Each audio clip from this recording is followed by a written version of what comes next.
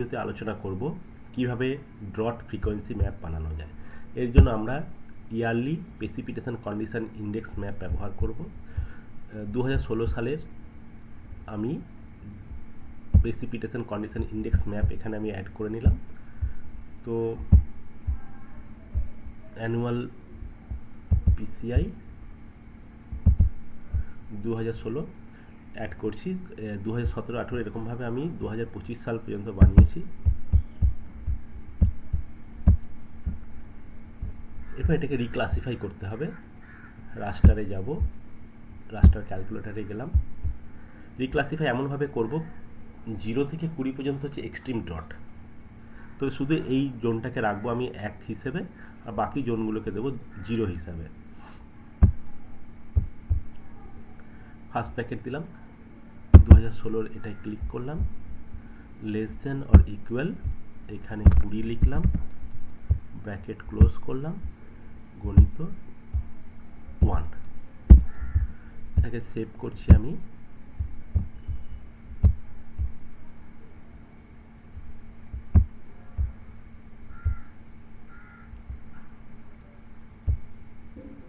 Dot frequency ম্যাপের ফোল্ডারে রিক্লাসিফাইড রাস্টার 2016। ওকে, এইভাবে আমার 0 এবং 1-এর মধ্যে গোটা ম্যাপটার ভ্যালু কনভার্ট হয়ে গেল। 0 মানে হচ্ছে আমার 20-র বেশি যাদের মান, আর 1 মানে হচ্ছে 0 থেকে 20 যাদের মান। তো এইভাবে আমি 2016 থেকে 2025 পর্যন্ত যে পিসিআই ম্যাপ বানিয়েছি সেগুলোকে আমি রিক্লাসিফাই করে দিলাম। এবার কাজ হচ্ছে আমার রিক্লাসিফাইগুলোকে এখানে অ্যাড করা। তাহলে প্রতিটা আমি রিক্লাসিফাই ম্যাপগুলোকে আমি এখানে অ্যাড করব।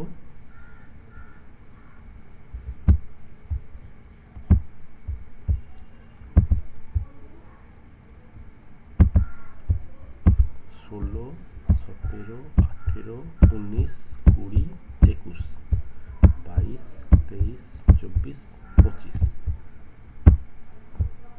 অ্যাড করে দিলাম। এরপর এদের প্রত্যেকের মান হচ্ছে 0 থেকে 1। 1 মানে 20%-এর নিচে। এদেরকে আমি তাহলে রাস্টার ক্যালকুলেটারে গিয়ে অ্যাড করব।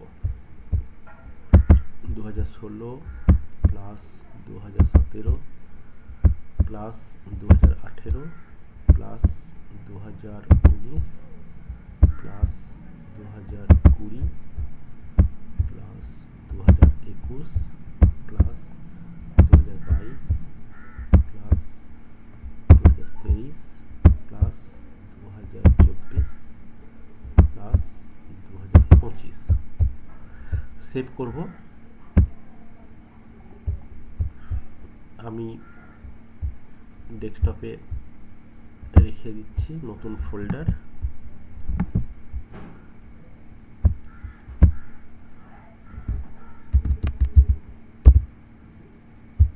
ডট ফ্রিকোয়েন্সি,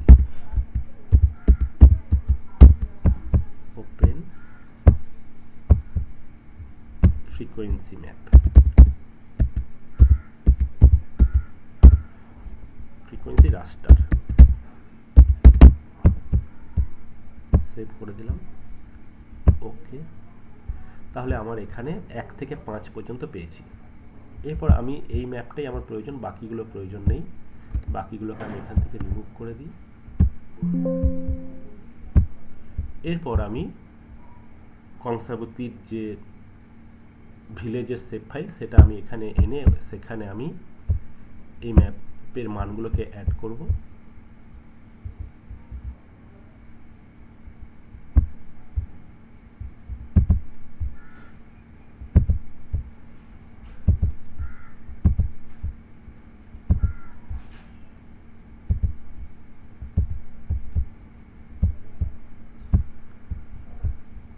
তাহলে আমাকে জোনাল স্ট্যাটিস্টিক্সে যেতে হবে।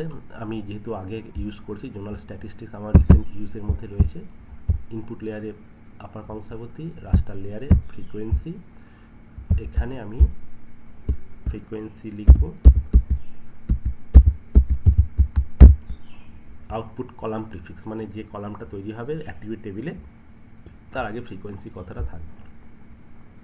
এখানে আমি একই রকমভাবে সব ক্লিয়ার করে দিয়ে মেজরিটি দিলাম, অর্থাৎ মোডাল ভ্যালু প্রতিটা পিক্সেল থেকে সেভ করব, সেভ টু ফাইল।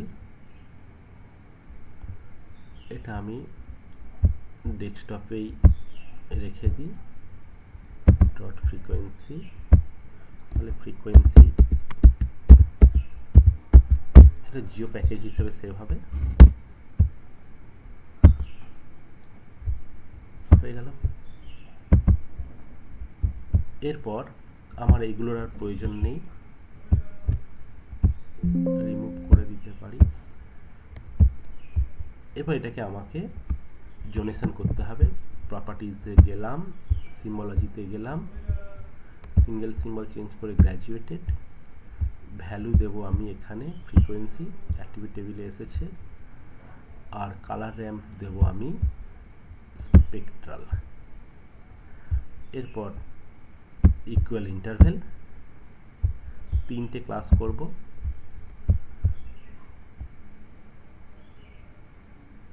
1 থেকে 2,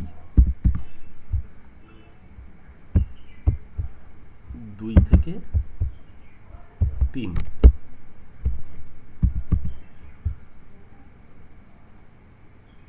আর শেষেরটা 3 থেকে 5, এটাকে আমি গ্রেটার দেন 3 করে দিই ইন্ডেক্সে।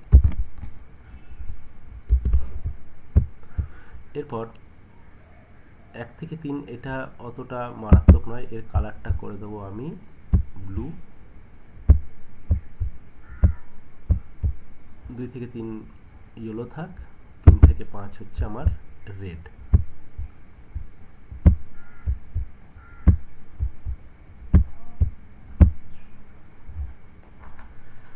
এইটা হয়ে গেল আমার ডট ফ্রিকোয়েন্সি ম্যাপ। যে জায়গায় রেড জোনগুলো রয়েছে সেগুলো হচ্ছে আমার